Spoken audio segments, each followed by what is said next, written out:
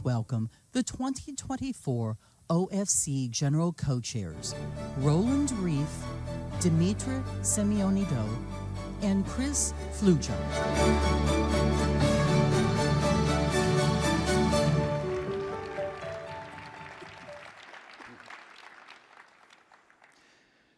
Good morning, everyone. On behalf of the IEEE Communications Society, the IEEE Photonics Society, Optica, and my fellow co-chairs, I welcome you to OFC 2024, the world's premier international event for the latest advances in optical communications and networking. I'm very pleased to be here on stage in San Diego with a live audience and with yet more friends and colleagues joining us online. The technologies we research and develop here at the conference connect people throughout the world. I'm proud to be a part of this industry, and I'm often struck by how much innovation we have accomplished and how much further work lies ahead. This year, OFC attendees will find a comprehensive program including topical sessions, workshops, live demonstrations, as well as unique special events and celebrations. OFC is the platform for the groundbreaking solutions to global challenges driving the industry today. More than ever, OFC is a place to collaborate with colleagues and friends across the world and to make new connections in our community. Some of you may know that we lost two individuals from the OFC community last month. Michael Barnowski was the recipient of the John Tyndall Award and was lauded for his invention of devices and instruments fundamental to fiber optic technology. And Andy Weiner, who was most known for his work in ultra-fast optics, high-speed fiber communications, and pioneering programmable pulse shaping. We in this industry are thankful for their remarkable contributions to invention and discovery. At OFC, researchers, engineers, and business leaders will discover, discuss, and debate the latest technological developments in photonics and optical communications. Dimitra. Thank you, Chris. My co-chairs and I are really excited to share the latest developments and research breakthroughs in optical communication technologies and systems in this conference. The conference covers a broad range of topics, as you may have noticed, including advances in fiber amplifiers, advances in fibers, pluggable optics, quantum technologies, and their system applications. We've got great talks in emerging topics in satellite networks and their convergence with fiber terrestrial networks, quantum communications, digital twins, and integrated photonics for artificial intelligence and machine learning computational applications. With multiple parallel sessions throughout the week, it's almost certain that you are not going to be able to see everything. So we invite you to look carefully and review the conference and exhibition program, which are both available online. Many sessions are being recorded, so you can come back later and watch those that you may have missed. One not to miss, certainly, is the conversation with the plenary speakers, which we are going to be hosting immediately after this session in Theater 3 down in the exhibition hall, and is going to be starting at 10:15 a.m. To you, Roland. Sounds exciting, Dimitra. As integral part of OFC 2024 is the exhibit floor featuring emerging topics for the latest technology demonstration. Hundreds of global organizations will display their latest innovation, products, and research. The exhibit floor will host several educational sessions and interoperative demos showcasing groundbreaking technologies. This session will provide insight into market trends, the state of the industry, and emerging technology. We are really eager to tell you all about OFCnet. What is OFCnet, you may ask? It's a high-speed optical network built on a show floor at booth 923. The live network provides new opportunity for exhibitors and collaborators with affiliated academic institutions to highlight new technology in a live, real-time, fully operational network environment.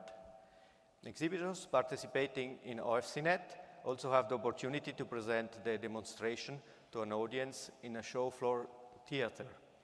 This is just the beginning of an incredible collaboration platform for industry, government, and academia to share discovery that are driving innovation around the world. Make sure to visit OFCnet booths around the exhibit hall to see the network in action. Finally, please everyone, let us thank our exhibitors, sponsors, and OFCnet partners who contribute to making OFC the single most important annual event in optical communication and networking.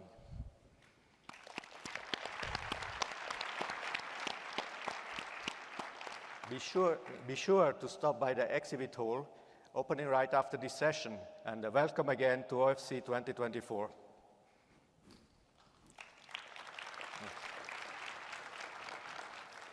Before I introduce our first plenary speaker, the three of us would like to thank the entire OFC 2024 Program Committee, the subcommittee chairs, and most especially the technical program chairs, Xiajia Chen, Johannes Fischer, and Tetsuya Hayashi. They have dedicated an enormous amount of their valuable time to bring together this year's program, which you may have noticed is rich in scientific insights and real-world examples.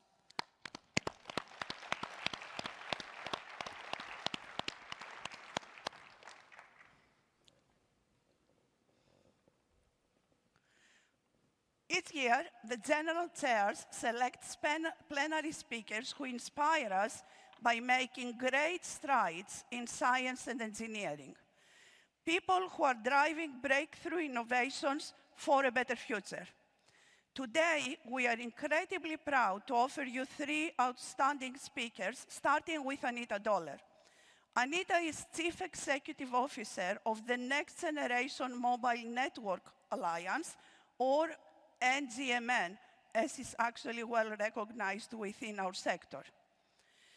NGMN is an operator-driven alliance which is working towards the introduction of the next generation of mobile networks, which is better known as 6G. Anita is going to give us an insight to this topic.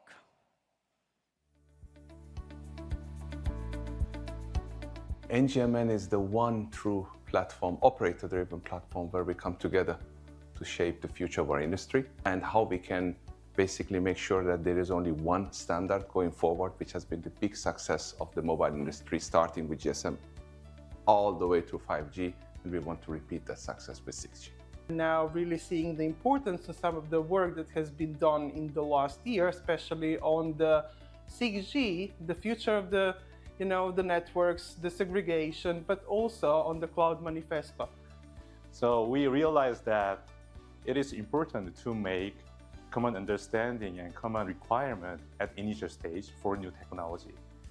The value that NGMN brings to carriers like us and the industry at large is alignment and clarity around how to transition from different technologies, whether it's the core or the RAN.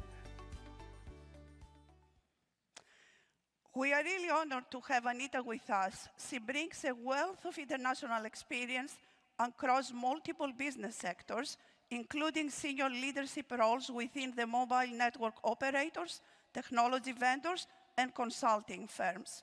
Between 2016 and 2020, she had prominent senior management positions at Accenture Industry X.0.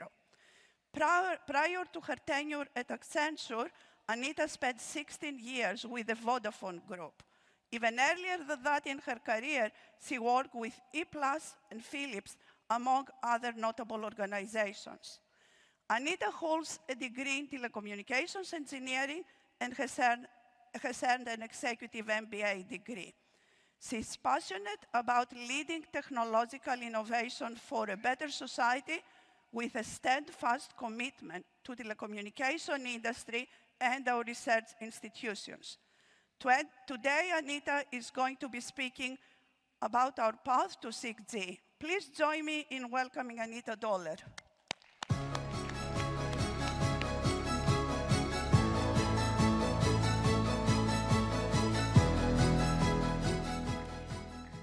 morning, everyone, and thank you, Dimitra, for this very nice introduction. It's a great honor for me to speak here and to get the invite to be one of the first plenary speaker here.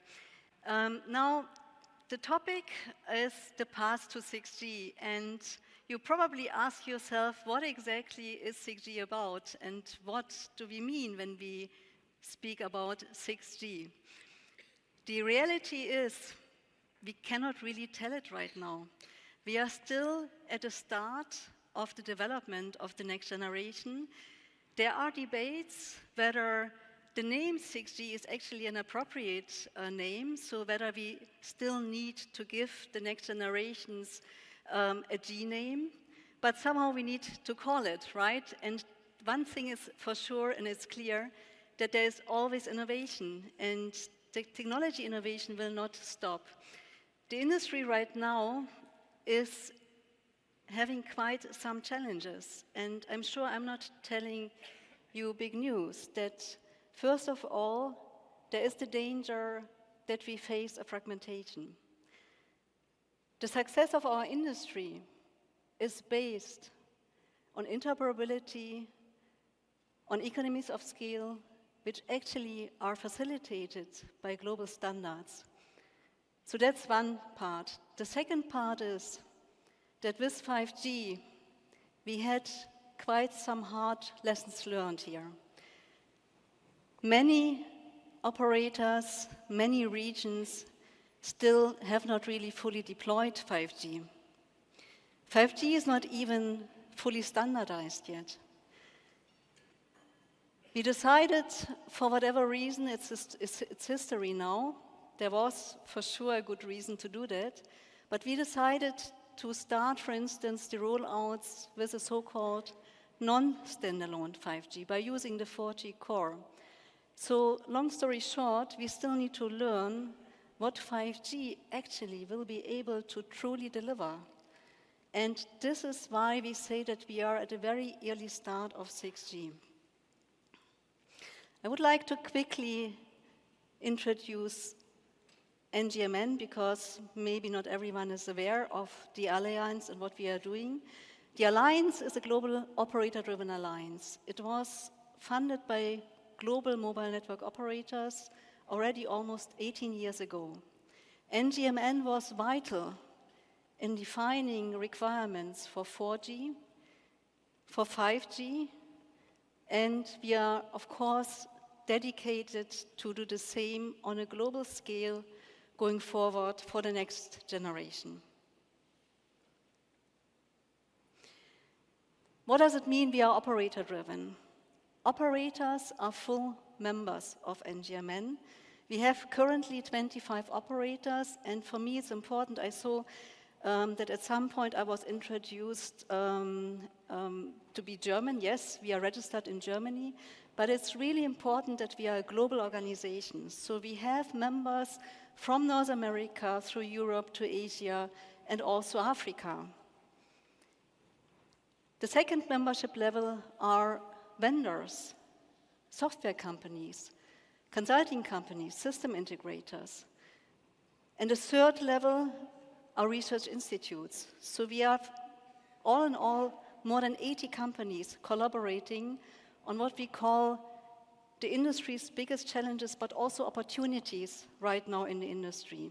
And there is a lot where we can collaborate and where we must collaborate going forward in the pre-competitive area, because there are many things which do not directly contribute to companies differentiating themselves. So we need to pave the way for a level playing field and to enable competition and to enable operators, but the entire value chain, to meet end users' demand. In 2021, we decided to focus on 3 main topics. And there's a reason why we did so, and they are all interrelated. Mobile network operators right now are embarking on the route to disaggregation.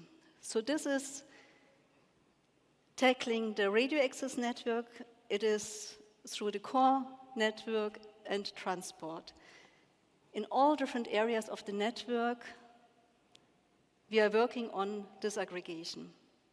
One reason is to achieve a healthy ecosystem, but the other reason is, and that's something we must not forget about, is that disaggregation actually should enable mobile network operators to react faster on customer demand, on end user demand.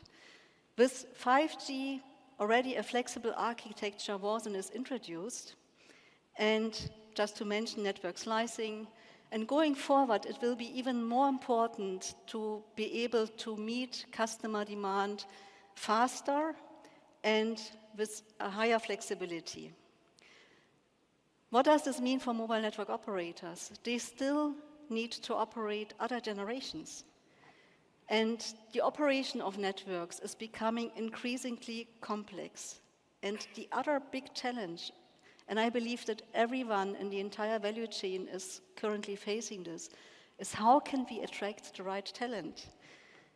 We need to ensure that we get the people skilled up, that we also attract younger, the next generation for our industry. And let's face it, we have a lot of exciting topics to cover there.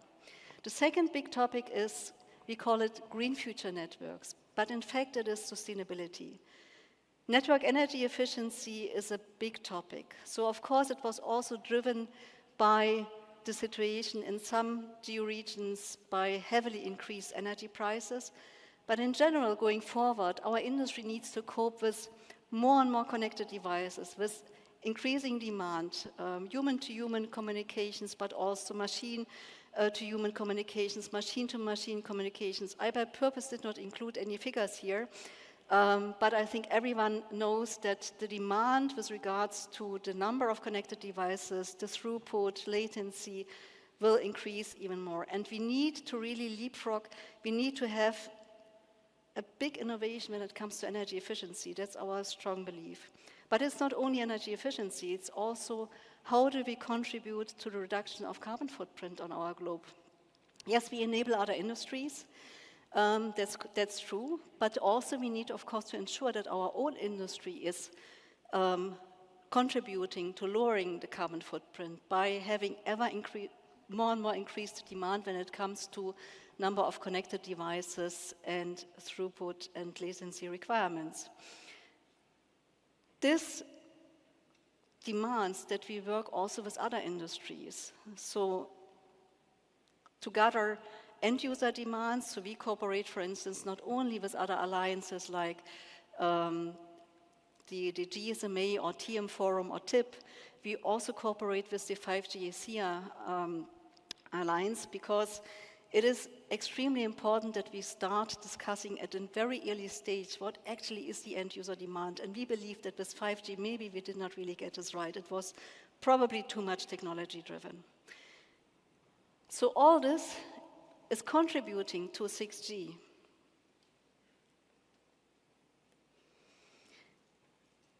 When it comes to 6G, we already started actually in 2020 to work on 6G. And it was driven also by the research institutes, by vendors, starting already publishing the publication of 6G requirements. And as an operator-driven alliance, we felt that it was absolutely important that we start providing guidance from an operator point of view. Probably many of you are aware that NGMN published in 2015 the so-called 5G requirements white paper, which is actually still referred by the industry today and used today. And for 6G, we already published several guidance, and I'm going to explain some of them. So first of all, we thought about in 21, what are the drivers and what is the vision for 6G actually? What do we want to achieve going forward with the next generation? And one thing was clear, it has to contribute to societal and environmental benefits. Network energy efficiency, the reduction of carbon footprint I already mentioned, but it's also about connecting the unconnected. So we still have many regions on our globe which are disadvantaged when it comes to digital transformation and access to digital connectivity. The second big driver, and this is of course a learning from 5G amongst others, is that we really want to ensure that what can be delivered by 5G is delivered by 5G. And if there is the requirement and the need and the opportunity to deliver real novel experiences to end users, demanding new technology, then that's something, of course, we will embark as an industry in the entire ecosystem and from an operator side.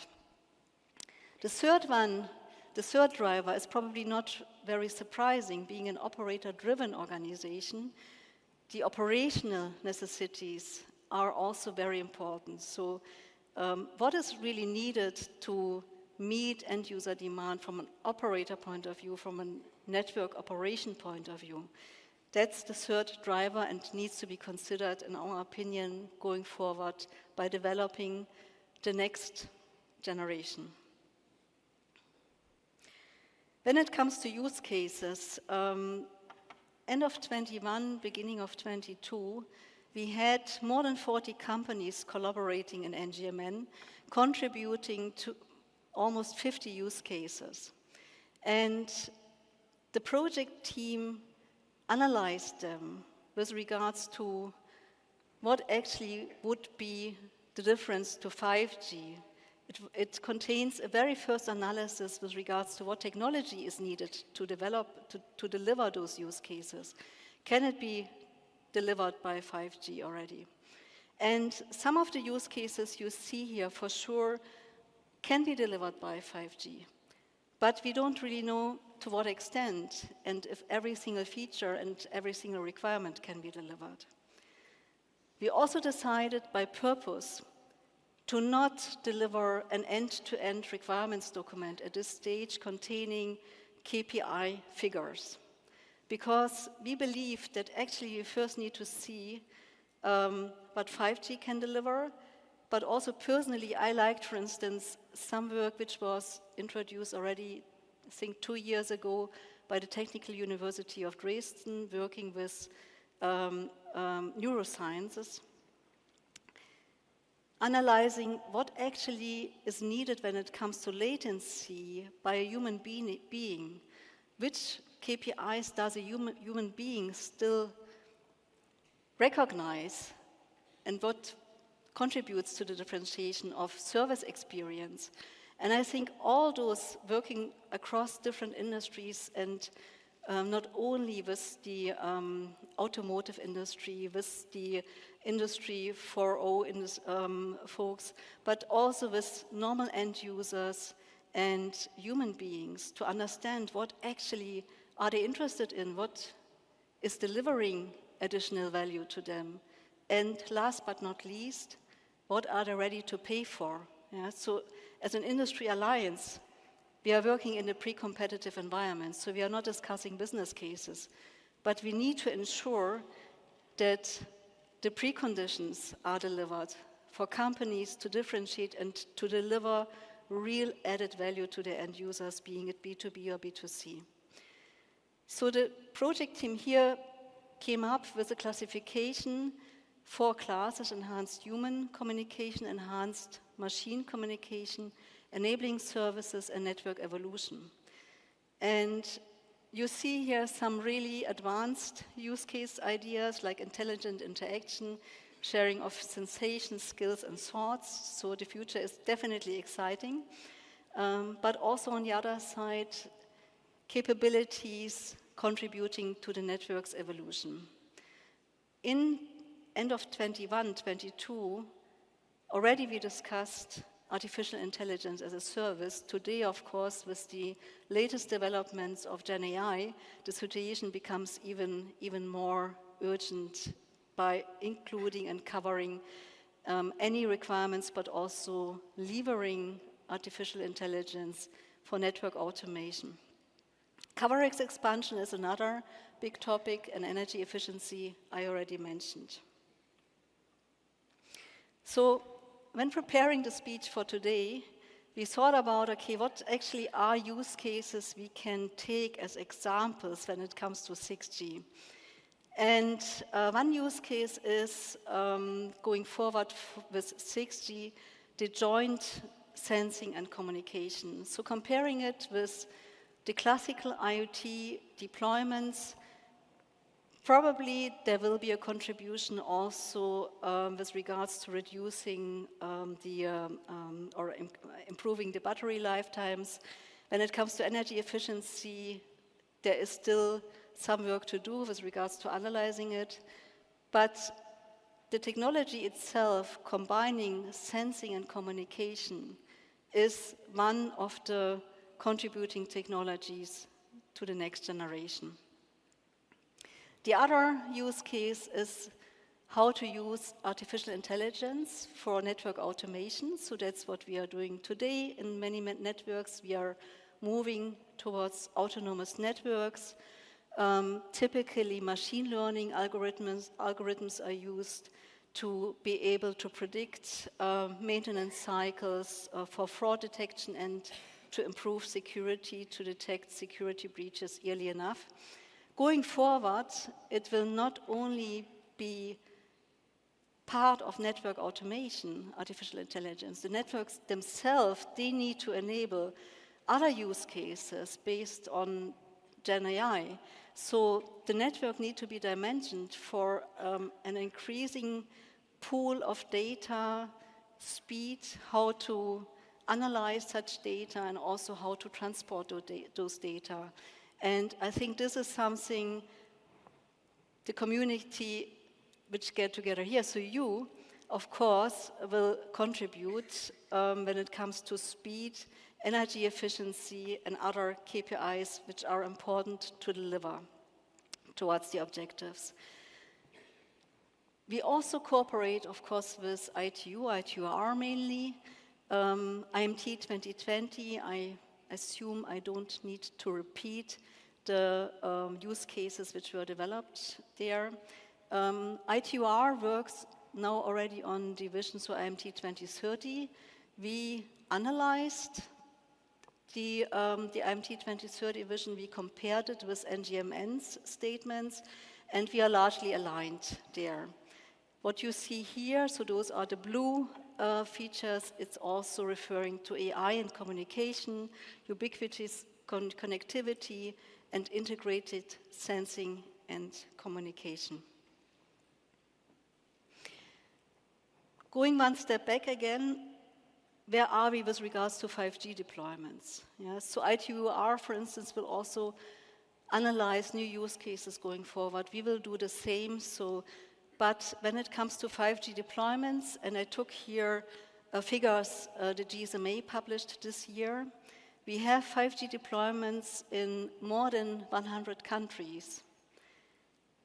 As mentioned, we have two options, either standalone or non-standalone, and the migration from non-standalone 5G to standalone 5G also includes several options. So there is quite some complexity already introduced in the industry in the move to 5G standalone.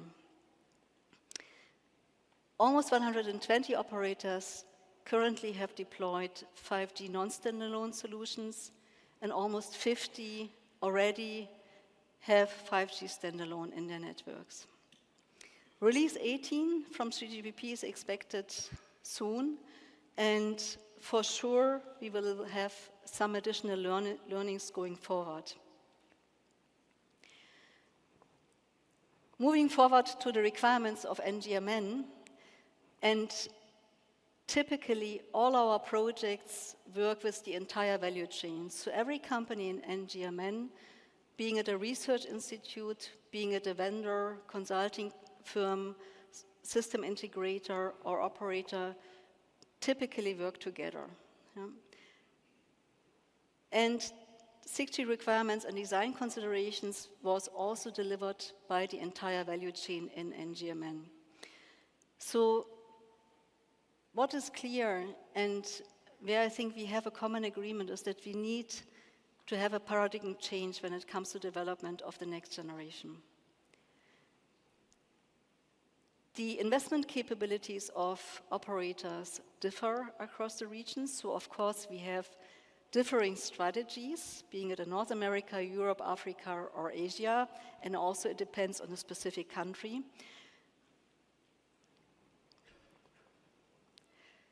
But one thing is clear, that operators don't want to be forced to introduce new hardware going forward. It was early stage in 23, so we already said that we need to apply a fresh thinking going forward. We will probably need to have some trade-offs. So we have, for instance, one trade-off is the supporting capacity grow compared to energy consumption. We need to reduce network energy consumption. Then delivering capabilities. So how can we achieve faster delivery, lower latency aligned with customer needs in the networks? And another possible trade-off is also when it comes to the final business cases, indoor versus outdoor coverage.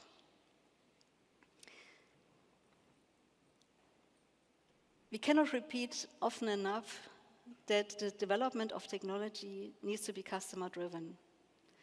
Yes, I personally agree that sometimes also technology innovation enables new use cases we even did not imagine before. You're referring to the famous Steve Jobs quote that if he would have asked people on the street before the iPod was developed if they need such a device, probably 80% would have said no because they simply could not imagine how this would work. But learning from 5G and thinking about it, at the end of the day, someone needs to perceive additional value and be willing and able to pay for the service. We have the strong requirement that the development of the next generation needs to be customer-driven. Economic, environmental, technical trade-offs will contribute to development of the next generation. And in 23, I think it was the first time we clearly stated that 6G needs to be built upon the features and functionalities and the architecture introduced with 5G.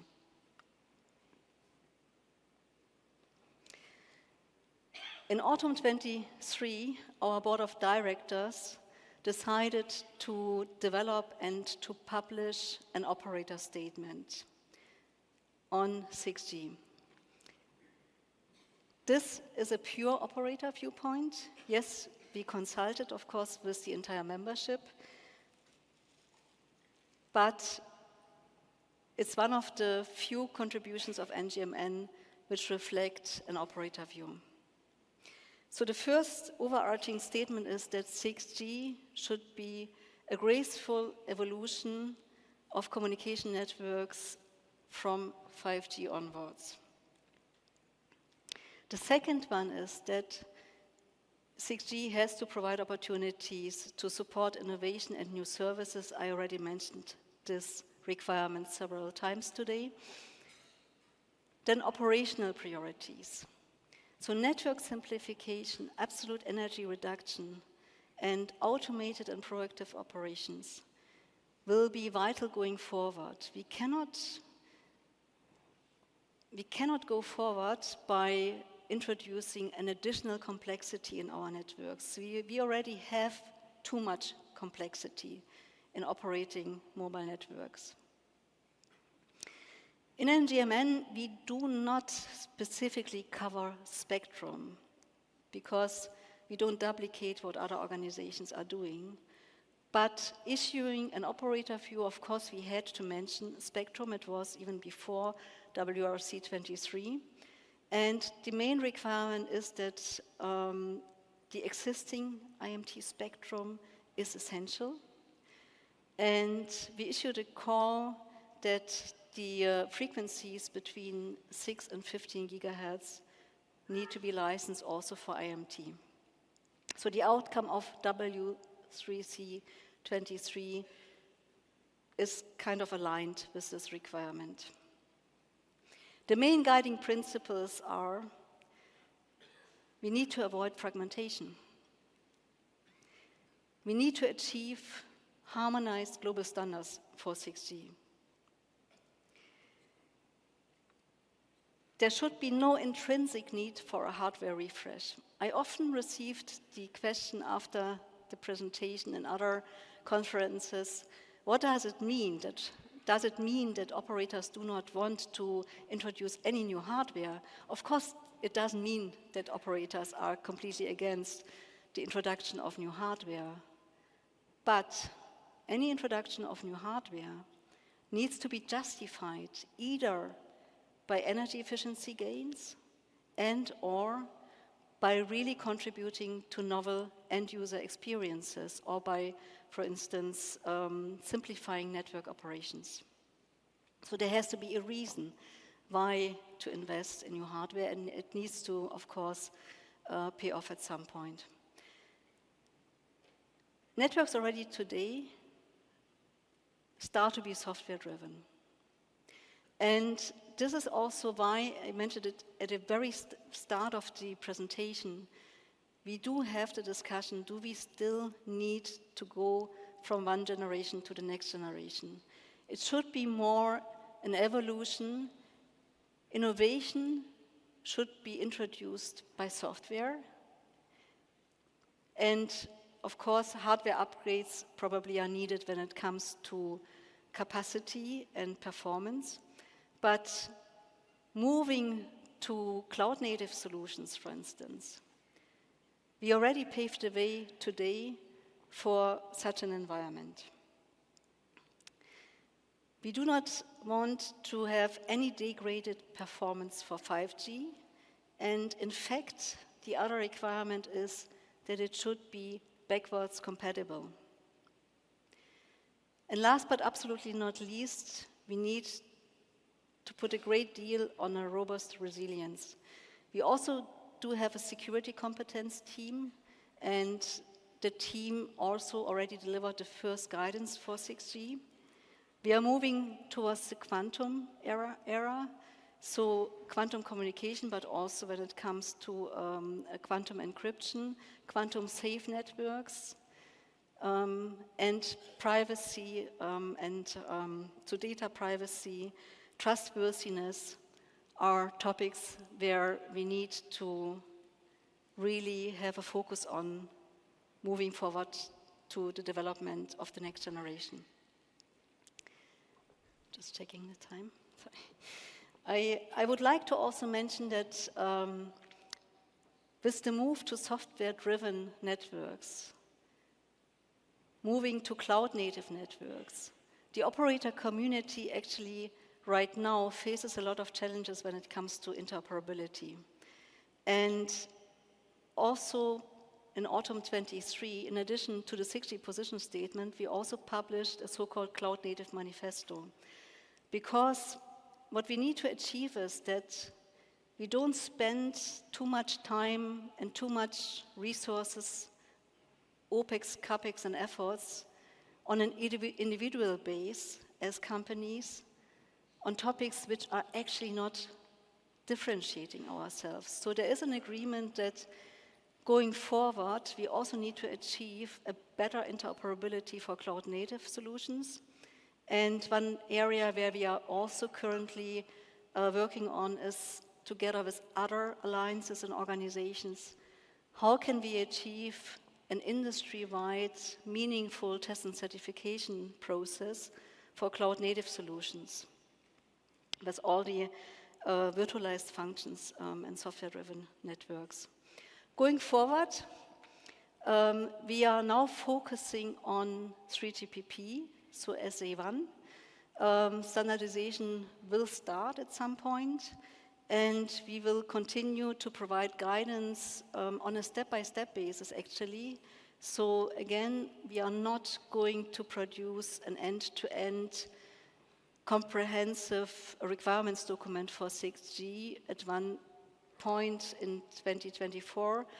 What we will do is that we will monitor, that we work together with other organizations, that we provide guidance on a step-by-step basis to ensure that as an industry we move into the right direction. NGMN is open to every company which is part of the value chain, being it a research institute, a vendor, operator, and I'm cordially inviting you, if you're not yet part of NGMN, to become part of NGMN and have a saying in the development of the next generation. So with this, I would like to thank you for your attention. I also would like to thank you, the general chairs, Dimitra, Chris, and Roland. I actually learned just this morning that it takes 4 years for a general chair to develop such a conference and exhibition, and well done. It's really impressive to see such a large audience here, and I wish you a fruitful and successful OFC 2024.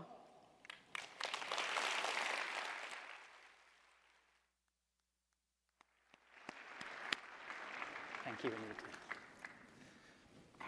Thank you, Anita, for an excellent talk.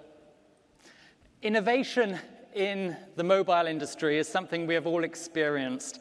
It's a technology that the end user, you and I, can readily grasp, since it's something we can literally hold in the palm of our hand.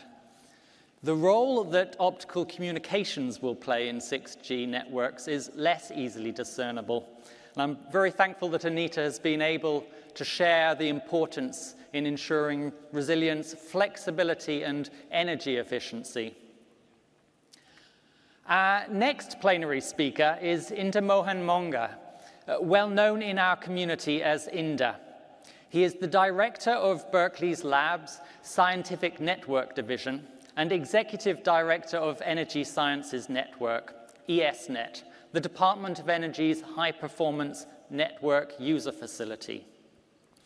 Optimized for large-scale science, ESNet connects and provides services to more than 50 Department of Energy research sites, including national laboratories, supercomputing facilities, as well as peers at 271 research and commercial networks worldwide.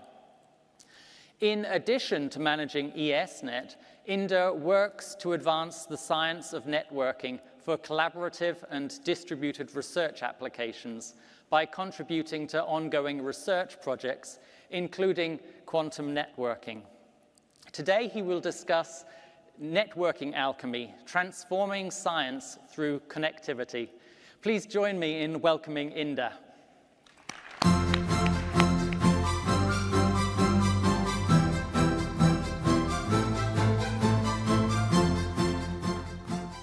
Hi, everyone. As you must have seen, I work at ESNet, which is work nestled in the hills of Berkeley, right up the coast. And we're part of Lawrence Berkeley National Lab, which is a Department of Energy-funded national laboratory. And I'm here to talk to you about networking and kind of entertain you about the future of networking as well. So this is the building that I work at. And we can, from the building, see a good view of San Francisco downtown and the Golden Gate Bridge. So I welcome all of you to come and visit us. Now, one of the things that is core to the Lawrence Berkeley National Lab and which is permeated all over DOE is the concept of team science. You can see this picture of scientists, administrators, technicians, all when the first cyclotron was being built up the hill. This is now the advanced light source in the Lawrence Berkeley National Lab. And on the top, you can see the picture of Oppenheimer, and you can see another picture of Oppenheimer working with General Groves. And this was popularized in the movie Oppenheimer that you would have seen both Ernest Orlando Lawrence as acted there and Oppenheimer as well. So I hope if you haven't seen the movie, you will go check it out to get some sense of where this whole team science comes from. Now, I'm going to stand here and not represent just my work, but work of many people within ESNet as part of team science and 120 research and education networks around the world as well. So what is ESNet? ESNet is Department of Energy's data circulatory system. What it means is it is connecting people, computational resources, data sources, instruments, and getting that for science and for scientists to work on humanity's most challenging problems. And that's what ESNet does. On the images next to the globe, you can see on the left-hand side top, it is the detector for the Large Hadron Collider. It's in Geneva. On the bottom of that is the Vera Rubin telescope that is being built in Chile that is going to be up and commissioned in operations hopefully end of this year or early next year. On the right-hand side top, you see fusion detectors in East in China, in Korea, and a new one being built in France called ITER.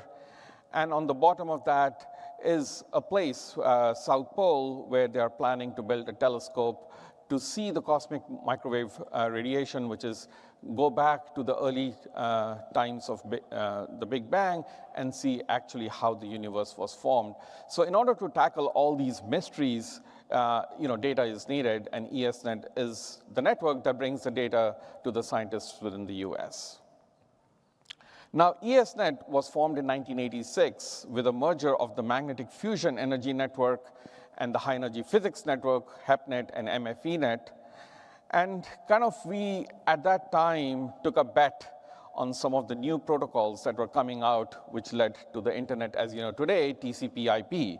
So we built an open standards network. And since that generation and many generations of ESNet, we have been taking risks and picking the bleeding edge of technology, including asynchronous transfer mode, which I'm sure some of you with gray hairs might remember, and many other architectures since. Our latest generation was gave in production in October 22 with a strong focus on software, automation, and some of the things I will talk to you about today as well. So now that you know about ESNet, you're wondering, why does science need advanced networking? And I'm sure that is a question many of you face, because you hear about video, you hear about pictures and Snapchat, TikTok, and all of those things, but why would science need networking? So I'm going to showcase that with just 4 examples, and these are representative examples. There are many that I may not be able to talk in the short time that I have. So let me start with the first one. So this is a 4-dimensional electron microscope. And you have seen pictures of electron microscopy where they go up to half angstrom resolution, and you can see how atoms are placed in relation to each other. But now what scientists want to do is not only see the placement of atoms in a material right next to each other, but how are they vibrating in time? That's the 4th dimension. Can you see which direction are they vibrating? Can you see how they are interacting, kind of like a live action movie? And so examples of that generate, the detectors generate 87,000 images per second. And if you kind of convert it using A to D converters, it comes to a 480 gigabits per second stream of data when you're trying to take this image. Now, this cannot be stored on storage locally and the hard drive be walked over to a computer center for processing. This has to be streamed over the network to a supercomputer for processing. The other example, I showed you the image of the Vera Rubin telescope being built in Chile on top of a mountain. Now, the reason why it's being built up there is because it can get a clear view of the night sky. Now, the service level agreement the astronomers want from us infrastructure folks, both the networking and the computing folks, is from the time an image is clicked in the night sky to science, which is there is something new in the night sky worth watching, is 60 seconds.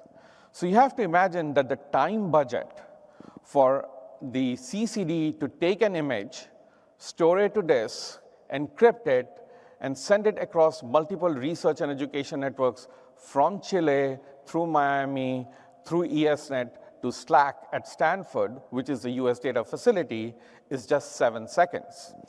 And now this image is being taken every 20 seconds, and you have to keep this up throughout the night, otherwise science is lost. So that is the kind of reasons, one of the applications that we have.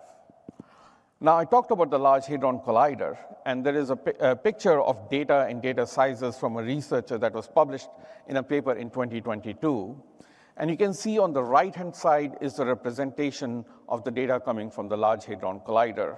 And there are other institutions that may be familiar with logos on this image as well. Let me zoom in.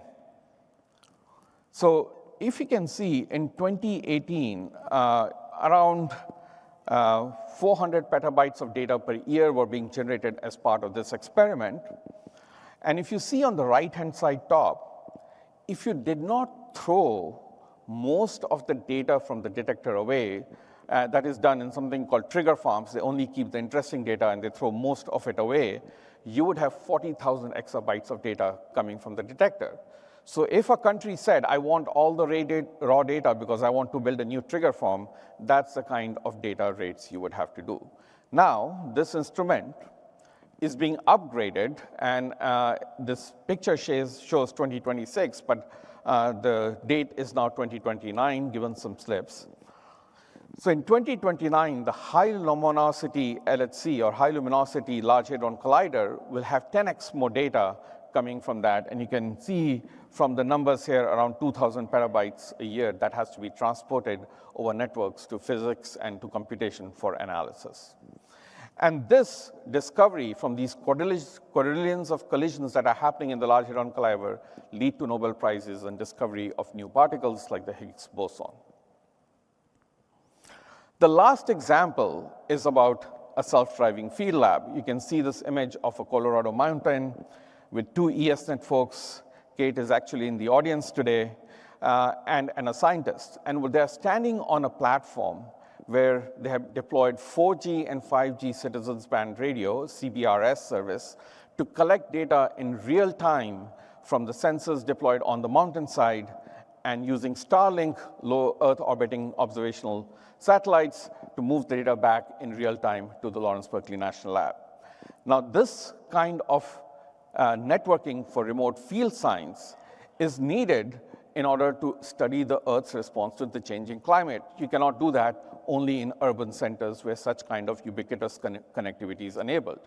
So what the scientist wants is to collect these data from the sensors in real time, mash them with other simulation and modeling data that they have, build machine learning models of it, and try to study the response of the Earth to this changing climate, figure out options on even build physical twins and digital twins, and then influence how data and which data and how often data is connected in the field. So that is another side of networking that we see as part of research and education networks. So I've showed you 4 different examples of how networks can help science or already are helping science. Now, the first thing running in your minds is, oh my God, that's a lot of data volume. And yes, that is a lot of data volume, but I hope you found other requirements in those examples as well. In fact, we have been seeing as ESNet, and this is a graph from 1990 about the data ESNet moves, an exponential growth in scientific data that we move across our backbone. Now, this is not as big as some of the hyperscalers out there and some of the big carriers out there. So I'm nowhere coming here to say we are the most data.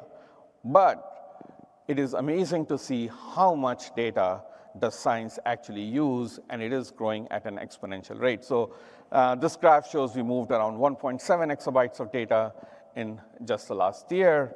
By the way exponentials work, it took us, from 1990 to 2016 to get to 1 exabyte, and then another 6 years we were at almost 2 exabytes per year.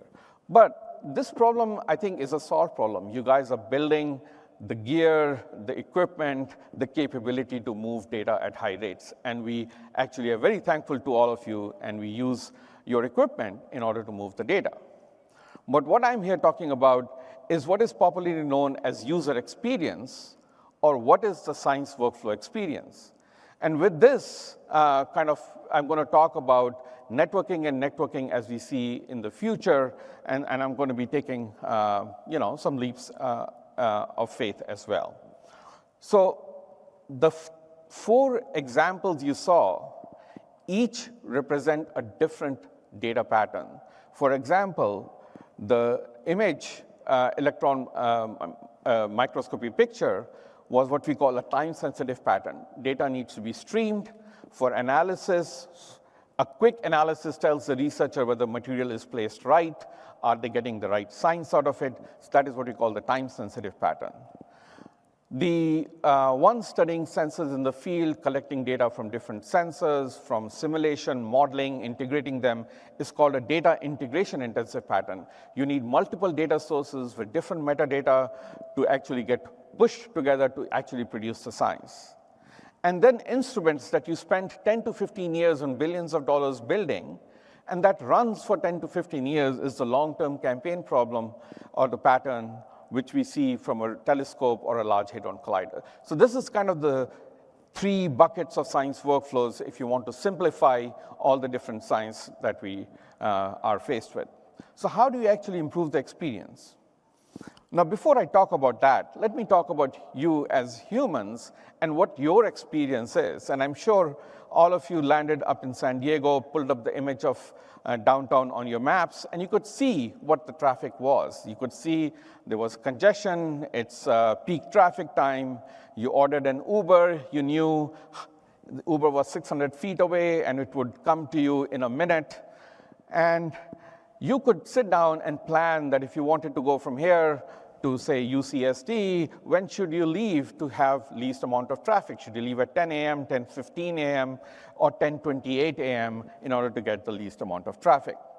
Now, how do you get this? You have real-time information, you have historical knowledge, and you have a future prediction using ML and AI algorithms that help you.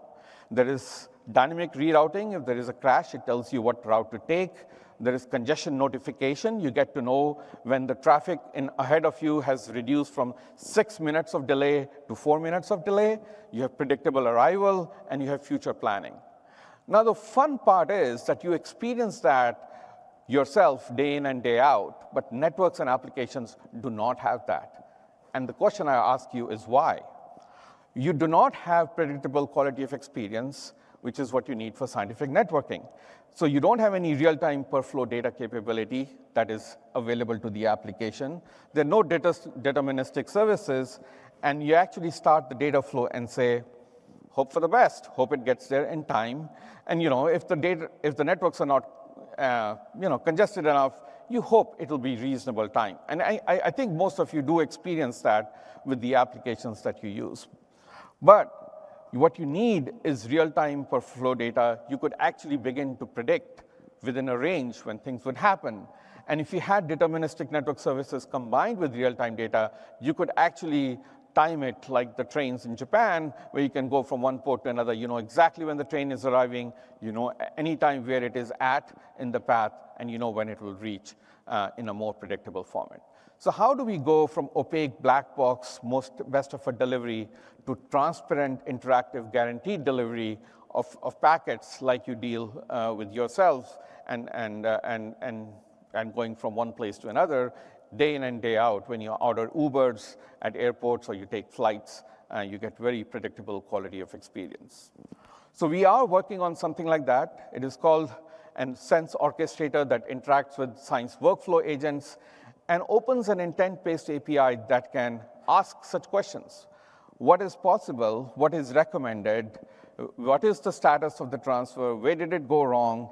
Now, this is still a pilot, and we are working with the Large Hadron Collider folks for the high luminosity, so it is still a pilot that is being worked, and some members developing this are in the audience, that not just works with one administrative network, but can work with multiple networks to get the status from the resource managers that are deployed by those networks under the administrative control of those networks and within the policy control of that networks, and gives it the information to allow to expose such intent-based APIs to the application, getting or trending towards a more deterministic experience for these science applications.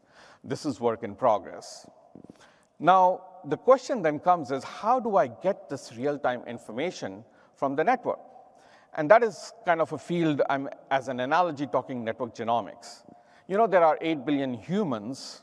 All of you have different DNAs, maybe the same genes, but organized in different methods.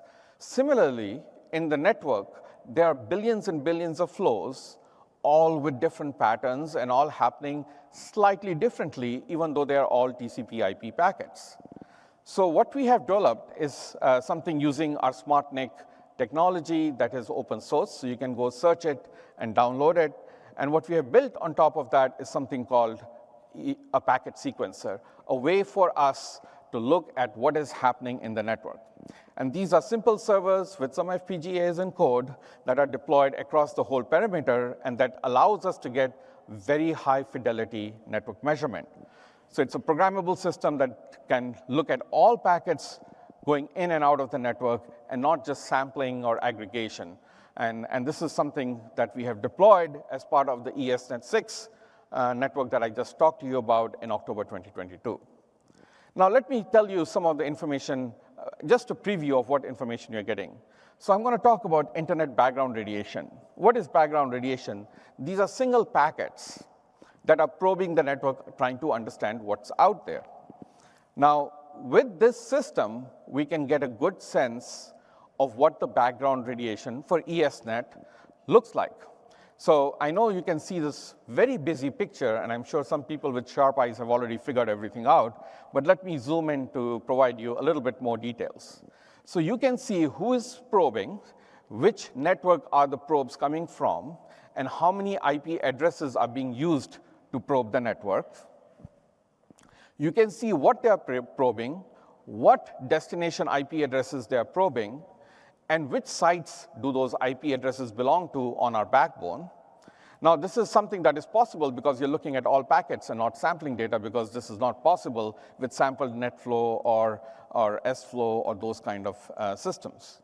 And you can see which IP ports they're using. So if you look at the middle, you can see people are probing all 65,000 ports, or just the front 1024 ports, and then some key ports, and you can get a picture, a visual of what the probing looks like. And now you can start seeing how that changes over time. So now you can see what is happening in terms of the single packet probes that are happening all the time on your network, and how that is going to change over time. And you can get better security and better understanding of what's happening in the internet. Now, with this information, with these billions of flows, by the way, in 24-hour period, we're collecting around 12 billion flow data set, you can now start determining what the genome sequence of the network is. We did some auto-clustering. We are seeing very consistent auto-clustering across the network using training and test data. And now I think we can use this information, you can use this consistency of clustering to start now doing capacity planning that we trust, automate the exceptions, anomaly detection, and develop foundational models for networking. What I mean by foundational models for networking is the LLMs that you see for text and data today. You can build something similar for networking with the data we have and with the kind of patterns that we are seeing. Now, it is great. I'm sure all of you are PhD in optics, have become PhD in programming, and now you're saying, oh my God, now I have to get a PhD in data science to understand all this stuff, and wondering, oh my God, when this will ever start. So that's where we think we can democratize AI for IT operations, and this is where the AI comes in. So talking about analytics, access to analytics, and the insights that you get from that analytics. So this is kind of truly what I would say, you have heard about generative AI. So this is truly about applying generative AI to the flows that we were observing. And I have some things now that is truly, truly in the lab. It is using a terminal window. It is not slick marketing. And so it's a video that you bear with me. What I do in the video is talk to a generative AI agent. It transcribes what I'm asking it. And then we'll cut and paste the code, the SQL code, query code that it produces into a flow database. We did not want to connect 12 billion flows into a generative AI. I think that cost would be too much. And this was done, using personal credit card on the weekend, so kind of bear with me on the quality. So The first video is a test video so that you get a sense of what I'm doing, and the next video will be good. So can you please play the video? Show me the popular 20 services for the past 10 seconds. So now what you will see that I said it, it transcribed it. I did not tell what popular means. I did not say what services I want you to think about. It generated code based on our packet format. And I go to another shell window where there is the data, and it processed 12.99 million rows in 0.033 seconds to come up with that, that list of popular services. Now I'm going to share with you a more complex example. And this is kind of analysis I'm coming to. If you would like to know which applications are having performance issues, I mean, if I was a home user, I would call Comcast and tell them, and they would tell me to reboot my router. Now, just imagine you calling the Vera Rubin telescope and saying, hey, could you please reboot the router there? And then maybe your application performance issues will be fixed. We cannot do that. So let me show you how you can use the same interface to ask for application performance issues, and think of yourself as not a data scientist, not someone that understands packets and flows, and you would just talk. So can you roll the next video, please? Show me the 25 conversations that are having TCP performance issues in the past 30 seconds. Be sure to include the organizations and ports involved. Focus on traffic with both ports above 1024 and with thousands of issues and packets. Calculate the percentage of issues to packet count and display this information in a bar chart. By the way, this is what people call prompt engineering. I'm just doing it in voice rather than in typing it down. So you kind of are familiar with it, and you probably have done it. Now, one thing you notice, I said TCP performance issues. I didn't say how to calculate TCP performance issues. So there is the SQL code that it has generated. And by the way, this is real time. This is no marketing. Only things were trimmed was to save ums and ahs. That's all. And it produces the code that I use to generate this from the data set. Now, I'm going to animate it so that you can see the animation of the flows every 30 seconds and see what the performance issues are. But I think I want you to understand is this is just like speaking to it and not specifying kind of the level of details. If you animate it, you can see that I have a problem between Brookhaven National Lab and CESNET, which is the Czechoslovakian Research and Education Network in Prague, in Czechoslovakia, and there are 34% issues. That means there is some packet drops, and there is some issue to go look for. And that is what you see on the network. And you can automate it. So what I'm trying to illustrate you is the potential of integrating GenAI and analytics and the flow to actually find performance issues proactively. Could we go to the next slide?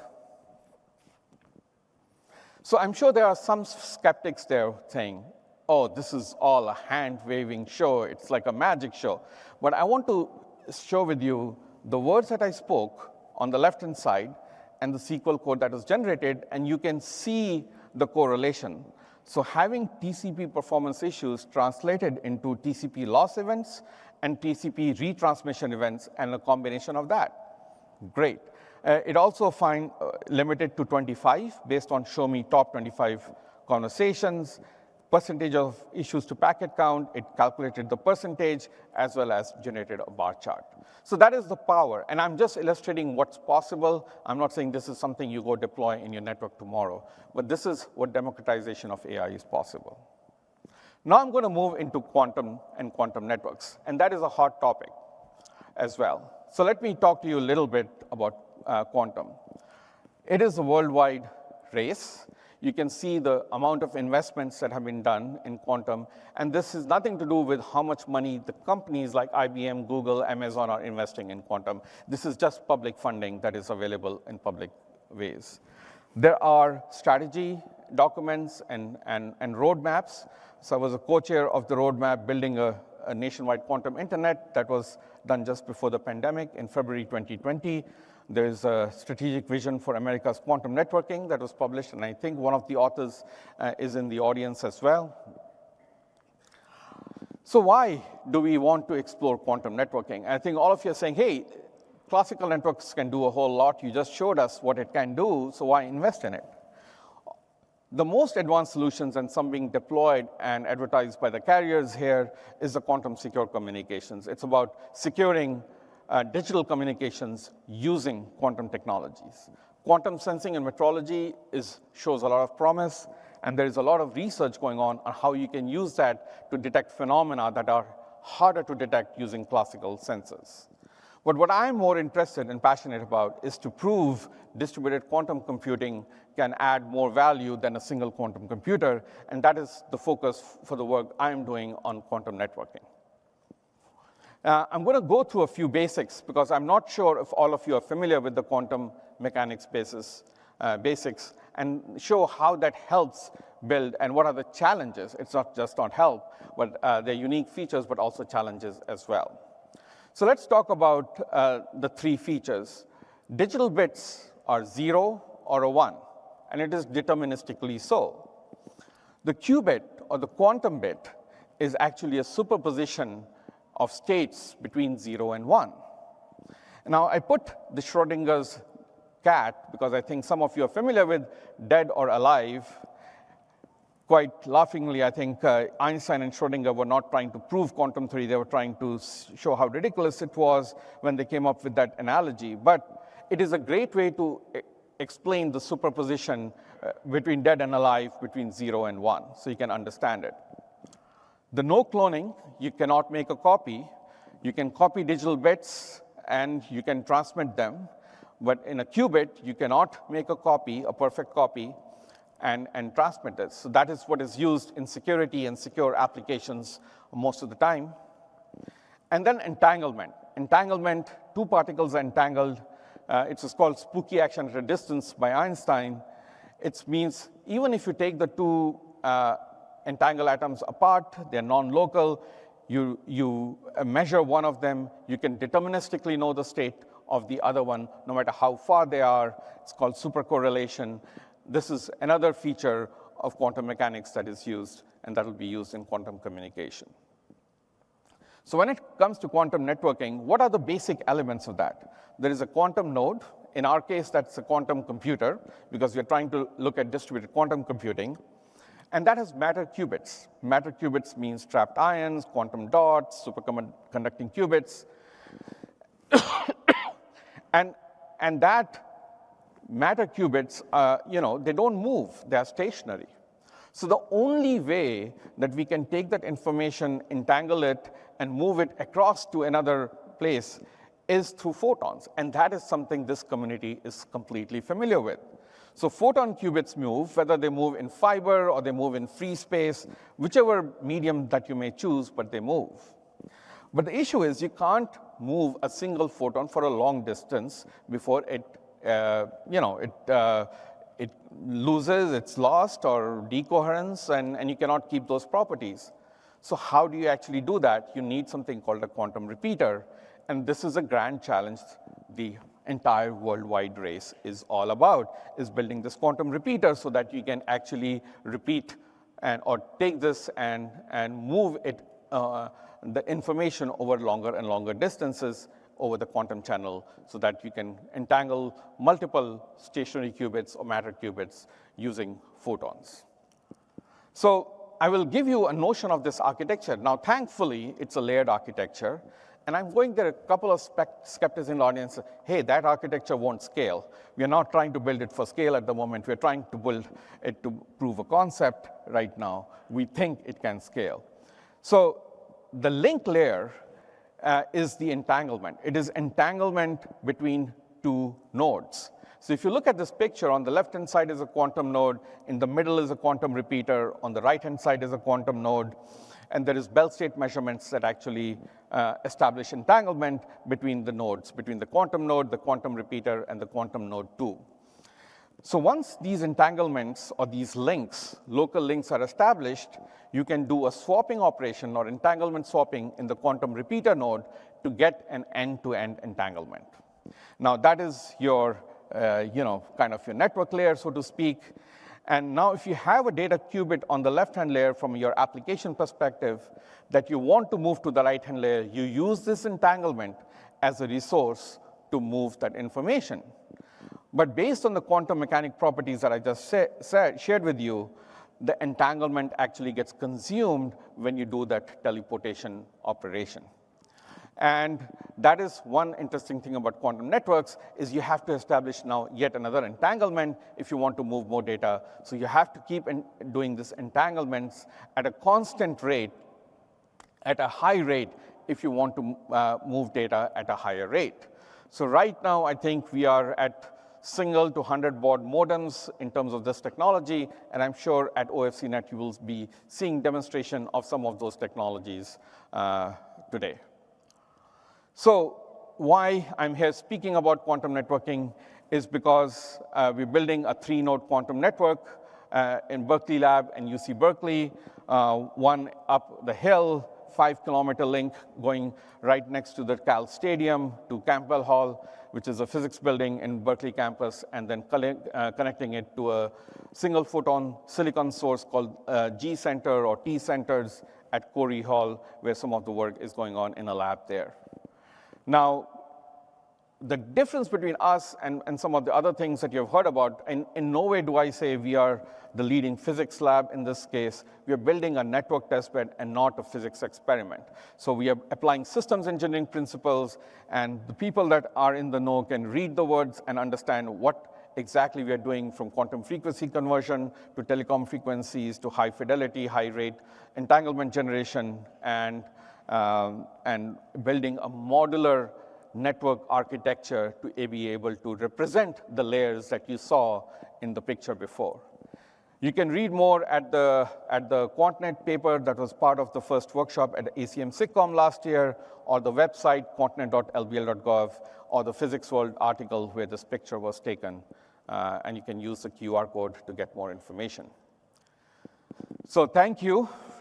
I'm sure when you talk about optical and optical communications and networking to your grandkids 20 years from now, they will ignore you, because that's what happens today. They're not interested in networking, because they'll be too busy trying to talk to an AI agent, establishing a quantum entangled link to a science lab in Mars, running the experiment that they need for their physics lab in the morning. So that's what they will be busy doing. Thank you very much.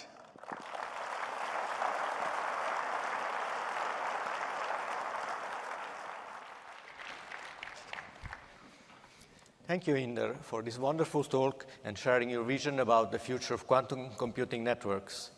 The works you and your colleagues from ESNet are doing is truly inspiring. We now have the privilege of introducing this year's award recipients from OFC's sponsoring society. These individuals are recognized for outstanding achievements in their respective fields. The awards and honors will be presented later today during a special awards ceremony luncheon, generally supported by Corning.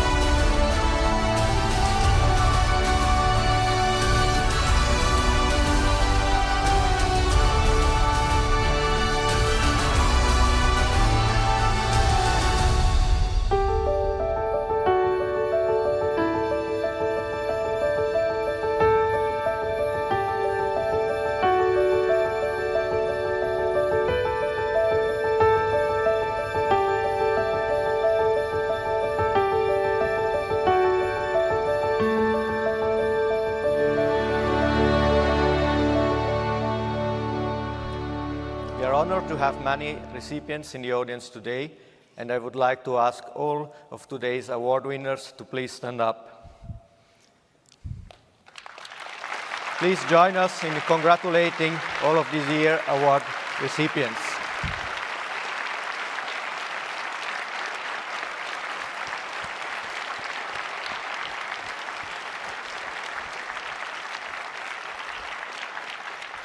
Thank you.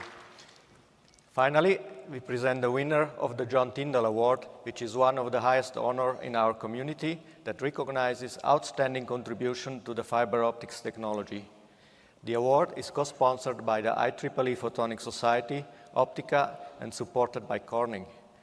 The 2024 recipient of the John Tyndall Award is David Richardson, and my co-chairs and I are particularly excited that, by fortuitous coincidence, Dave also happened to be our final plenary speaker. Connections. From country to country, from person to person, all made possible by optical fiber as thin as a spool of thread. For more than 30 years, David Richardson has conducted pioneering research in the transmission of light, testing the limits of and breaking through the data carrying capacity of optical communication networks. In parallel, he has driven fiber lasers and amplifiers to ever higher levels of power and performance for applications in industrial materials processing and medical imaging. David's work has resulted in more than 550 journal papers and over 25 patents. And his ability to successfully commercialize research led to funding of more than 100 million British pounds sterling from grants in the United Kingdom and the European Union. During his leadership of the Optoelectronics Research Center at the University of Southampton, he co-founded SPI Lasers and Luminicity, two highly successful spin-out companies that reflected his dual paths of professional research. SPI Lasers, which was sold to Trumpf, and Luminicity, which was acquired by Microsoft. David and his colleagues have made a considerable impact in the evolution of hollow core fibers, which have a faster overall speed and lower latency than standard silica glass fiber. Now at Microsoft, his work leverages the recent emergence of anti-resonant hollow core fibers, which present ultra-low attenuation, ultra-low nonlinearity, low latency, and wide bandwidths. This opens up new horizons and opportunities in optical communications and in many other application areas. Healthcare will benefit from improved sharing of medical imaging data in the cloud. Finance will conduct faster and more secure transactions across international markets. David once offered this advice to those just starting their careers. Choose your research topics carefully, work with the best people, and try to keep your focus on the longer-term, highest impact goals, which also happen to be the defining strategies in the remarkable work of David Richardson.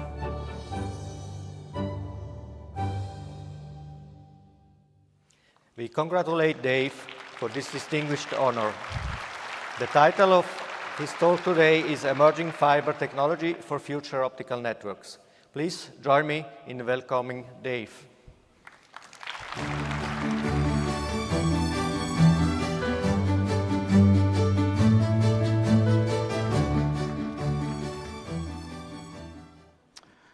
Well, thank you, Roland, for the very kind introduction. And I'm greatly honored both by winning the Tyndall Award and by the invitation from the chairs to speak here today and to be your plenary speaker. A huge honor for me. I've been asked by the chairs to talk about emerging fiber technologies. And I think it's a very timely period for this because there have been a number of technologies worked on for the past 15 years or so that are really starting to get to the point of being ready for commercial deployment. And therefore, a review of these technologies now seems highly appropriate. Before I begin, I'd just like to acknowledge various of my co-workers at Microsoft and at my previous position at the University of Southampton for discussions and help in preparing the presentation today. Thank you. So I thought I'd begin, before talking about new technologies, by thinking about the existing technology that we have today that is just so wonderful, and the reason that we're all in the room today, the silica optical fiber. And in particular to acknowledge, the vision of Charles Kao in the mid-60s, that silica glass could have sufficient transparency to become a waveguide for optical communications. Truly visionary stuff. And then the work at Corning, Keck, Maurer, Schultz, who showed that through gas phase deposition techniques, it was possible to realize those predicted levels of loss, opening up the possibility for the wonderful optical fibers that we have today. And obviously, since those times, there's been an army of thousands that have worked on refining and developing the technology, pushing the losses in those fibers ever closer to the fundamental limits of pure silica. But perhaps equally importantly, developing the scale-up techniques that have allowed us to deploy this technology around the world. And I wonder whether these pioneers could ever have imagined that 50 years on from their work, that there would be over 5 billion kilometers of fiber installed around the world, with which we've been able to build the global internet. And each year, we're adding about another 500 million kilometers of fiber to these networks. So phenomenal stuff, and it's really transformed the world. And obviously, with the invention of the EDFA in the mid-1980s, the fundamental technology that we've used to build our networks was established, and we, as a community here, have been using that ever since. And what an impact that has had.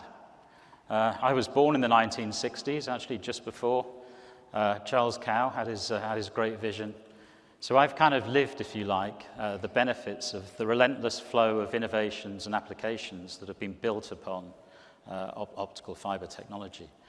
When I went to school, I was taught to use slide rules and use log tables to do calculations.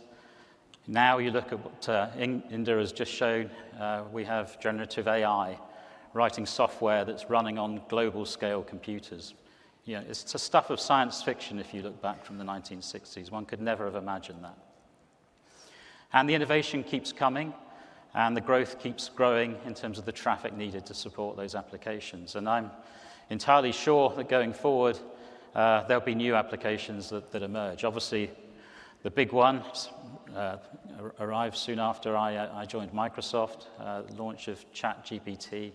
And within a year, I'm sure many of us in this room are using the new tools that provides, co-pilots and the like. And I'm sure future generations will look back and wonder how the world survived without generative AI. So I thought I'd put this next chart up, which is kind of fairly familiar, and I'm sure many of you will recognize it.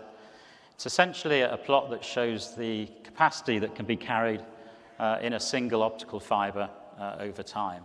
And I've extended this just out to the period of 2010. And there's a number of points that I'd like to make from this. Firstly, I seem to have lost a color box there. I wanted to make the point that from in the early days, the improvements that we got in capacity were really due to the optical fiber technology itself, improved fibers, and then around 1985, 1986, the development of the erbium doped fiber amplifier that then unlocked WDM. So I first came to OFC actually as a young researcher in 1991, and I guess pioneering work and exploitation of the amplifier was being done at that time. We were talking about data rates of 10, 20 gigabits per second. And it felt at that time that the bandwidth available from optical fiber and the erbium amplifier was effectively infinite. You could not really imagine that would ever get used up. But in reality, over the past, the next 20 years, improvements in terminal equipment, new concepts and communications essentially managed to use up that available bandwidth, which ultimately is bounded by nonlinearity and the bandwidth of the optical amplifier. Such that by 2010, the community was wondering how the hell we were going to keep up with this historic growth rate of data traffic requirements.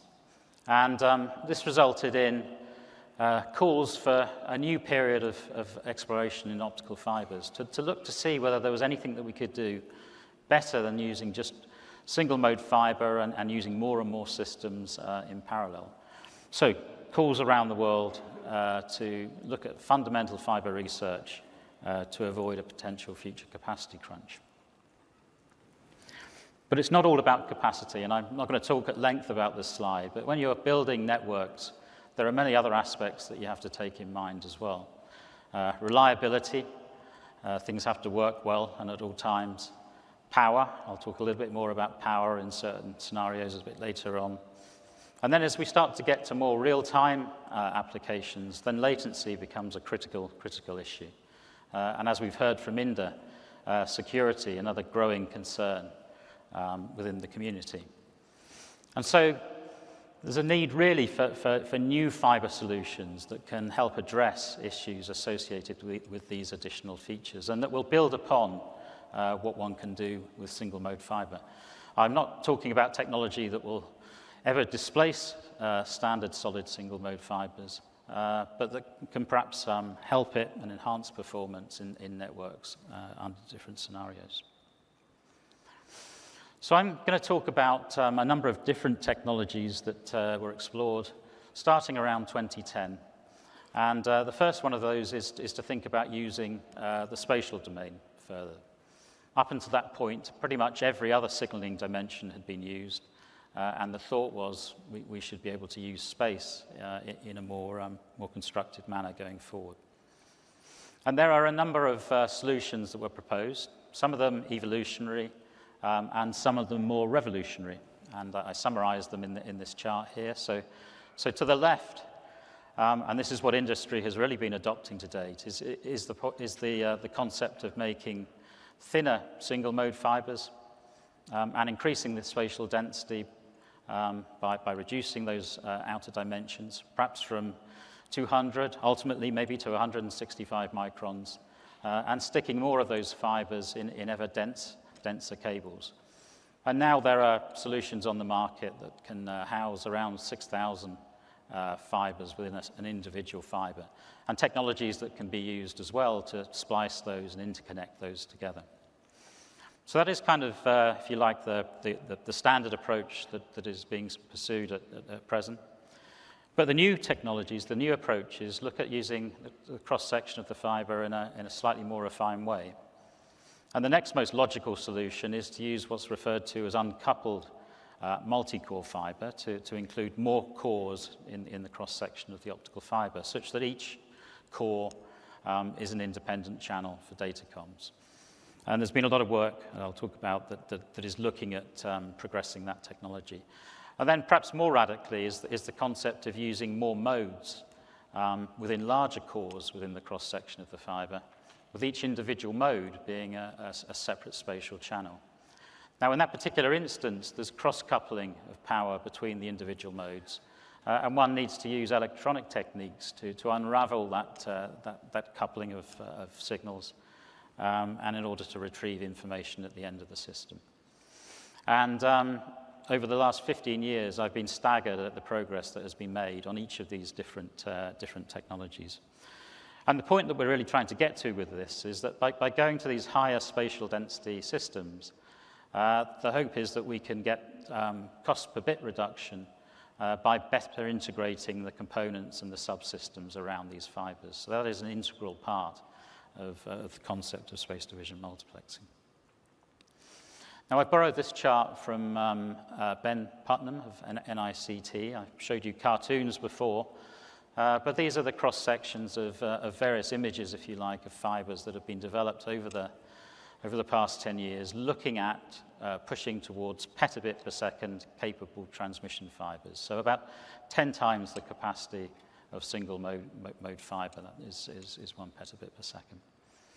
And huge progress has been made. And in the early years, the focus was one of actually trying to get as high a capacity as possible without much concern about the outer dimension of the optical fiber. But as time has progressed, the focus has turned towards making fibers that are conforming with the standard dimensions of optical fiber in terms of glassware of 125 microns outer diameter. And the challenge has been to squeeze as many spatial channels as possible into these thinner optical fibers. And the drive here is to have compatibility with the existing ecosystem and to increase the reliability of the fiber and to increase the yields of those fibers, with huge progress being made. So in this chart, again borrowed from Ben, is a kind of summary of where we've got to in the world with space division multiplexing. And on the left-hand side is essentially an extension of the plot that I showed previously. In black, we have the records for WDM transmission. These are lab experiments, record transmission rates. And in red, we see the records from space division multiplexing. And what you can see is that we've managed to achieve, as a community, about a factor of 100 to 200 increase in capacity relative to pure single-mode fiber technologies. So quite an achievement. And in addition, in more recent years, we've added extension of bandwidth into the mix and used more wavelength bands to get even further extension. And the record now is at around 20 petabits per second. When I came to OFC in 1991, the records were around 20 gigabits per second. We're now talking 20 petabits per second. And on the right is a nice cartoon image, just showing the combination of technologies that have been brought together to deliver this 20 petabit per second system. So it's a combination of 38 core fibers, the use of 3 modes in each of those individual cores, very advanced modulation format signaling, and then lastly, this overlay of additional amplifier bands, the SC and the L band. So phenomenal progress and true tour de force. And one of the things that I've really liked about the whole field of SDM is the way that the world has come together to try and to deliver these large-scale demonstration experiments. So these experiments were performed at NICT, but we're using components and technology from companies and universities from all around the globe.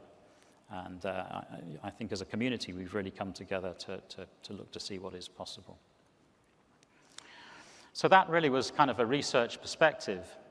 But my point now is really that after this 15-year period of research, we're now at the point that these fibers are starting to be deployed and tested in the field in proof of concept installations and early deployments. And I think a significant point was around last ECOC with the announcement from Sumitomo of a mass-producible 2-core, multi-core fiber. So quite modest in terms of the number of spatial channels, perhaps, but a really critical first step in this technology becoming a real deployable technology in volume.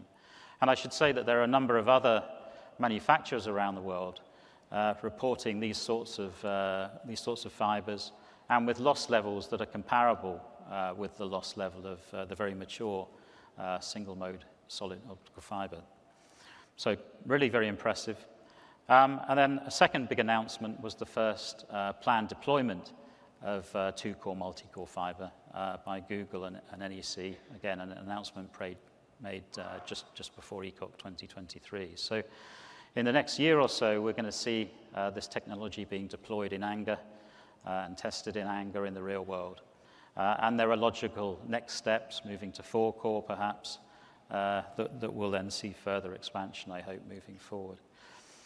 As with any new technology, there has to be a use case that drives this, and subsea is the use case in the instance of multi-core fiber, and the driver being the fact that power is constrained in those systems, and using more channels, more spatial channels, is a more efficient way of getting high capacity than just turning the power up in the existing channels. Now, I talked a little bit about bandwidth before in the context of SDM, and I really wanted just to put this chart in, which kind of highlights the improvements that have been made in terms of optical amplifiers. So to date, we've been using the erbium amplifier around 1550. But over the last 15 years, there's been a very big extension in new amplifiers that can cover a much wider range. And this is a summary put together by my ex-colleagues at the University of Southampton, and they're just results from Southampton, actually, that show by combining very familiar rare earth ions from the laser industry and a new ion from a laser perspective, bismuth, it's now possible to get very good and efficient amplifiers across a very much wider range of wavelengths than just the C and the L band. And in fact, pretty much we can get now good amplifiers from around 1 to out beyond 2 microns, so spanning over an octave in a finite number of bands. So really huge improvements in amplifiers and amplifier performance and the opportunity to get much wider band coverage. And there's been a progressive amount of experiments that are actually demonstrating using these amplifiers in real world, in laboratory systems to very, very good impact.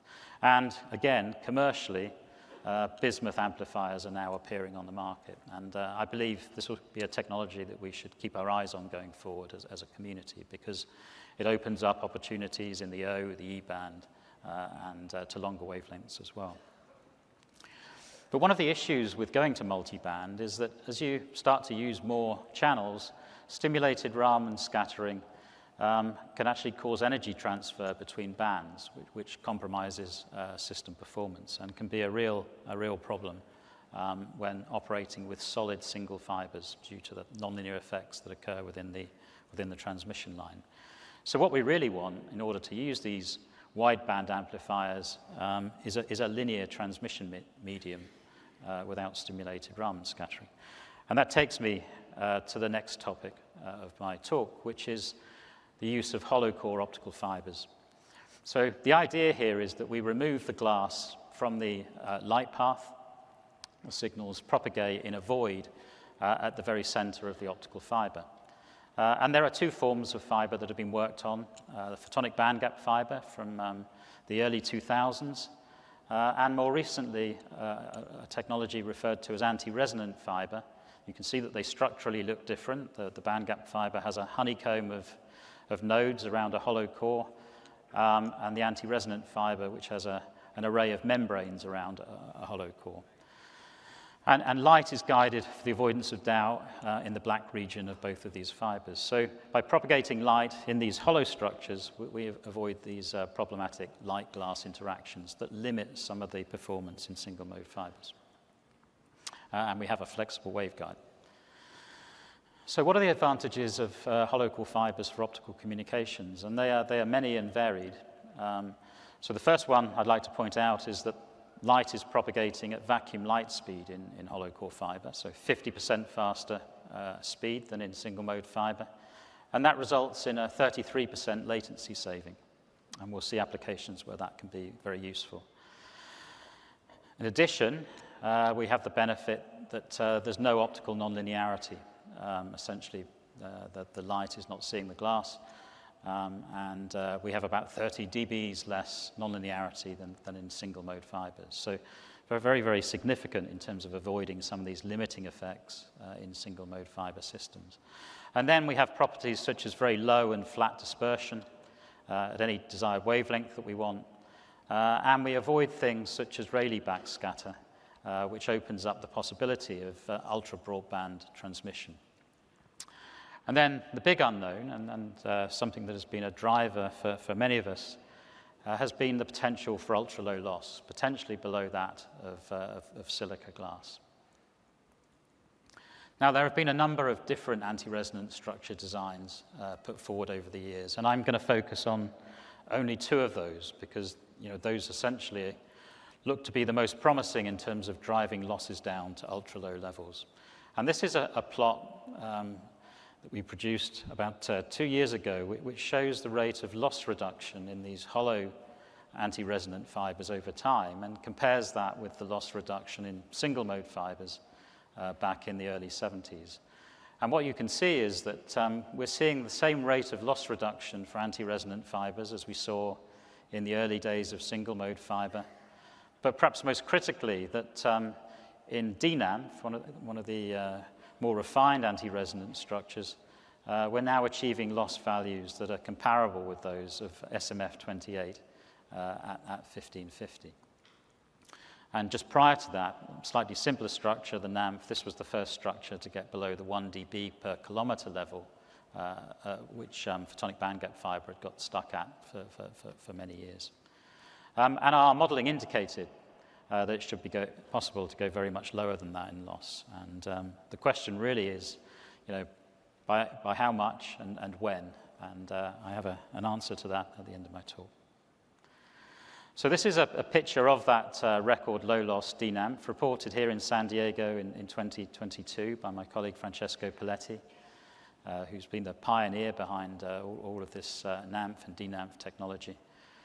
And you can see here that we're achieving loss values in the C-band that are between that of Corning SMF-28E, the standard fibers used today, but slightly higher than that, at pure silica core fibers, which are the current lowest loss solid variant. So a really significant result that we've hit loss parity with those forms of fiber. And what you should take from this, though, is if you look in the O-band, the losses are actually already lower than that of solid pure silica core fiber at a value of about 0.25 dBs per kilometer. So in the O-band, this technology back in 2022 was showing better performance than solid single fibers. And in this next chart, I just wanted to highlight the fact that we're now outperforming solid silica fibers across most of the optical spectrum. So in the center here, you can see the loss of silica glass. To the left of that curve, you'll see pictures of different fibers optimized for guidance at different wavelength regimes, where we're achieving loss values that are less than that of pure silica core fiber. So a phenomenal achievement. And in fact, in one paper at this conference, we presented results at 850 nanometers, where the losses are about a factor of 5 times less than that of pure silica core fibers. Truly superior loss performance in a single mode structure with low nonlinearity and low dispersion as well. Perhaps even more amazing, though, is if you start to look at the mid-infrared wavelengths. So here, silica glass is effectively opaque.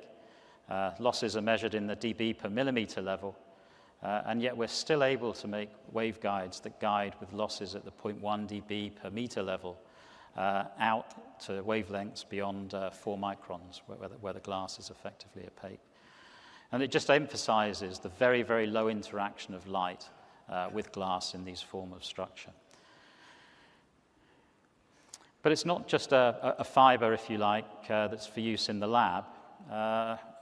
Through initially Luminicity and now with Microsoft, we've been developing this technology to be a deployable technology in the field. And these pictures here just highlight the fact that we can now cable these fibers with very high degree of capability. We can splice them with very, very low losses. And we have developed ways of installing these fibers in the field. And for each of these different steps of the process, we're using standard technology, standard processes, standard equipment, but that has been modified in some level to be able to operate with hollow core fiber variants. And these fibers have been deployed already. So again, one requires a driver. The driver for hollow core initially was to benefit from the low latency, and the financial industry was the sector that was first to move into this area. So these are just a couple of articles that are out there. The first one just reporting the fact that this technology has been used by the financial trading area for high-frequency trading. And there have been fibers live in the field since 2017 carrying live traffic for that particular application. And then the second press release just reporting that we're now working with systems that are up to 40 kilometers or more in length. First installations were hundreds of meters. We're now looking at multiple tens of kilometers, and that will continue to increase as fiber losses reduce. So that example in financial trading is very easy to understand. It's about getting information from A to B as quickly as possible. But there are other applications where, that are more subtle. And this is one which we refer to as digital geographic expansion. Here we're applying it to the case of data center interconnect, where there's a sensitivity, if you like, in round-trip time as to where you place your data centers within a region. So you have a millisecond or so to play with in order to be able to replicate data between data centers, which is required to ensure reliable and resilient network operation. And with single-mode fiber, you're bound to a certain zone, shown in white here. With hollow core fiber, you can extend that zone by a factor of 1.5 in radius, or about a factor of 2.25 in area. So this gives you huge flexibility in terms of where you place your data centers. And when you're looking at the total cost of ownership of infrastructure, this can provide for major savings in real estate costs and power costs. So simply put, hollow core fiber allows us to put things digitally close, that need to be digitally close, further apart. And there are many other applications that basically use this principle as well in 5G and supercomputers and the like. They can all benefit from this capability. Now, just a few charts which show the amazing power handling and low nonlinearity feature of the fiber. So on the left here, we have a plot, again, from the University of Southampton, where we've demonstrated that we can transmit kilowatts of power through kilometers of distance in hollow core fiber. These are measurements made at 1 micron, and no nonlinearity to speak of over these length scales. In a conventional single-mode fiber, you'd struggle to get a kilowatt over a few meters, all in a single mode. And then in the right-hand side, just to emphasize the fact and the uniqueness of this fiber, I plot the loss and the dispersion. And these loss values are at the value of about 0.2 to 0.3 dBs per kilometer with low and flat dispersion. So phenomenal characteristics. Now, this was work done in the context of laser power delivery for industrial applications, but the implications for telecoms are profound. The nonlinear noise that limits us in single-mode fibers can be eliminated, and we avoid this stimulated Raman scattering energy transfer in multi-band systems. And this equates ultimately to much simplified system designs. We have a linear system, reduced DSP requirements, and perhaps most critically, easier management and control of a large-scale network once nonlinearity is reduced. And then, as we heard from Inda, quantum is becoming important, and the absence of nonlinearity in that context can give great benefits. So theoretically, we've been looking at just how lower loss we can achieve, and these are some plots from my colleague Eric, which is basically looking at how far in loss we can reduce, and how wide in bandwidth we can go with new designs of DNAMF. And what we're showing here is the potential for losses below 0.1 dB per kilometer over extreme wavelength ranges, in here from about 1.35 microns out to 2 microns. So this is theoretically possible. And in principle, we can shift this low loss window by design. We're no longer constrained by the material properties of the glass. And this can open up new windows of transmission that are perhaps better suited with transponder technology or with amplifier technologies. And one can then look to see what that means, that combination of low nonlinearity, low loss, and wideband performance from a communication perspective. And these are plots from Pierluigi Poggiolini that show that we can, as we benefit from the increased powers we can put through these fibers and the lower losses, we can get factors of 2 to 4 capacity increase through this form of optical technology. But I think the critical thing to note here is that as well as getting this capacity increases, we're benefiting from this much simpler system performance, all the benefits of it being a purely linear system from a network operation perspective. So just a few highlights over the past year as being part of Microsoft.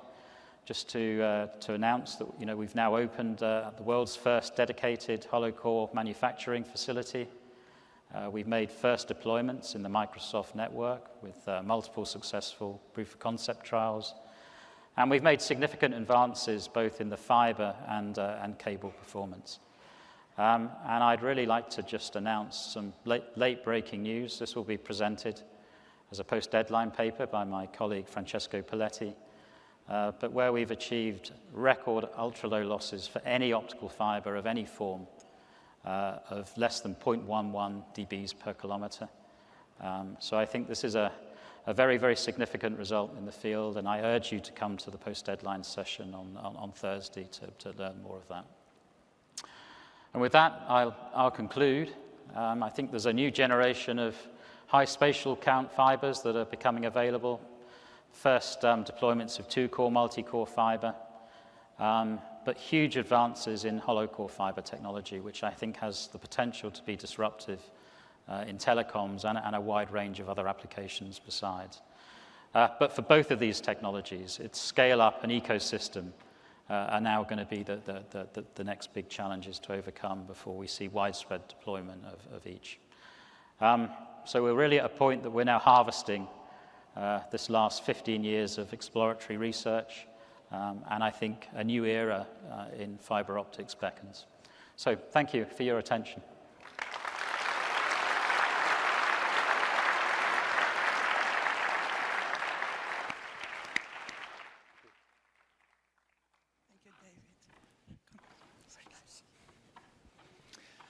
Thank you, Dave, for sharing your vision of the future of optical networks. It was our great pleasure to bring you these three outstanding speakers. Many thanks to Anita, Inder, and Dave for sharing with us your insights. If you have any question for them, so do I. You have a chance to meet them in a special conversation with Plenary speaker event in Exhibit Hall Theater 3 at 10:15. The exhibit hall is now open. Wherever you are in San Diego or online, we are looking forward to seeing you through the week. Thanks again, everybody. Enjoy your OFC.